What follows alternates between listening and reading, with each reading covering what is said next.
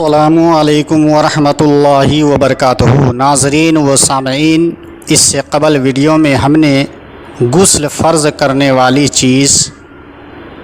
چیزوں میں سے تیسری چیز یعنی حصبہ یعنی سر ذکر کا عورت کے آگے مقام یا پیچھے یا مرد کے پیچھے داخل ہونے کا بیان کیا تھا کہ اگر داخل کرے تو غسل واجب ہو جاتا ہے۔ اسی کے متعلق کچھ مسائل باقی رہ گئے تھے۔ میں بہتر اور مناسب سمجھتا ہوں کہ اپنی اس ویڈیو میں ان مسائل کو بیان کر دیا جائے۔ تو چلیے بلا تاخیر شروع کرتے ہیں۔ بسم اللہ الرحمن الرحیم۔ اللہ کے نام سے شروع جو نہایت مہربان رحمت والا۔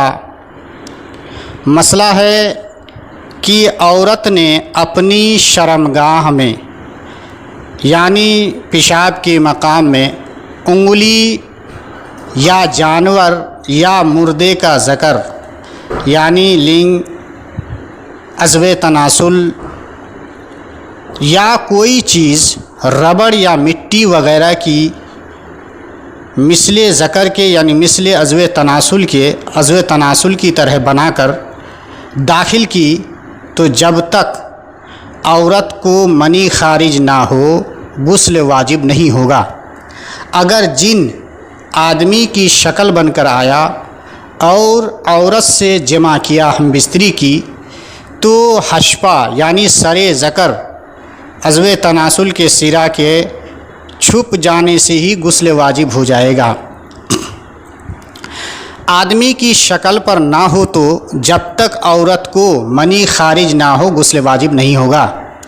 یوں ہی اگر مرد نے پری سے جمع کیا اور وہ یعنی پری اس وقت انسانی شکل میں نہیں ہے، تو بغیر انزال منی کے یعنی منی کے نکلے بغیر غسل واجب نہ ہوگا۔ اور اگر وہ پری انسانی شکل میں ہے تو صرف حشفہ غائب ہونے سے ہی غسل واجب ہو جائے گا۔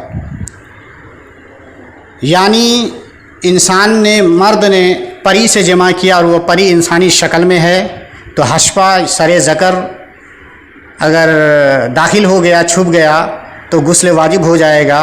اور اگر وہ پری انسانی شکل میں نہیں بلکہ پری اپنی اصلی شکل میں ہے، تو اس وقت جب تک منی خارج نہیں ہوگا غسل واجب نہیں ہوگا۔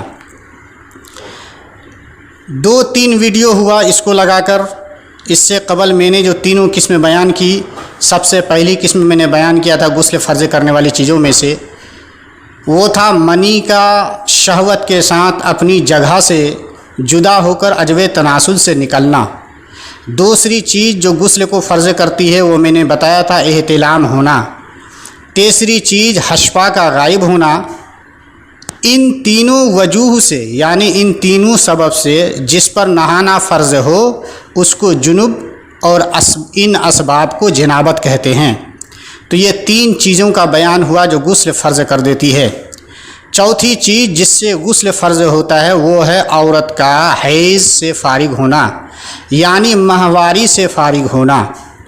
5ویں چیز ہے نفاس کا ختم ہونا، یعنی نفاس کہتے ہیں وہ خون جو بچے کی ولادت یعنی بچہ پیدا ہونے کے بعد عام طور پر عورتوں کو جو خون خارج ہوتا ہے، نکلتا ہے، اس خون کو نفاس کا خون کہتے ہیں۔ تو نفاس کا خون جب ختم ہوتا ہے تو نفاس کا خون کا ختم ہونا بھی غسل کی فرض کو فرض کر دیتا ہے۔ تو یہ 5 قسمیں ہوئی۔ 3 قسمیں اس سے قبل میں نے بیان کیا تھا، یہ چوتھی قسم ہے حیض سے فارغ ہونا، اور 5ویں قسم ہے نفاس کا ختم ہونا۔ یہ 5 چیزیں ہیں جس سے بندہ مومن اور مومنہ پر غسل فرض ہو جاتا ہے۔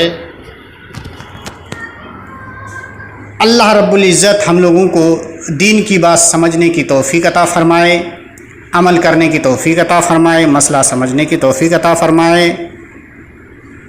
یہی تک ہم اپنا کلام کا اختتام کرتے ہیں۔ تب تک کے لیے خدا حافظ، فی امان اللہ۔ السلام علیکم ورحمۃ اللہ وبرکاتہ۔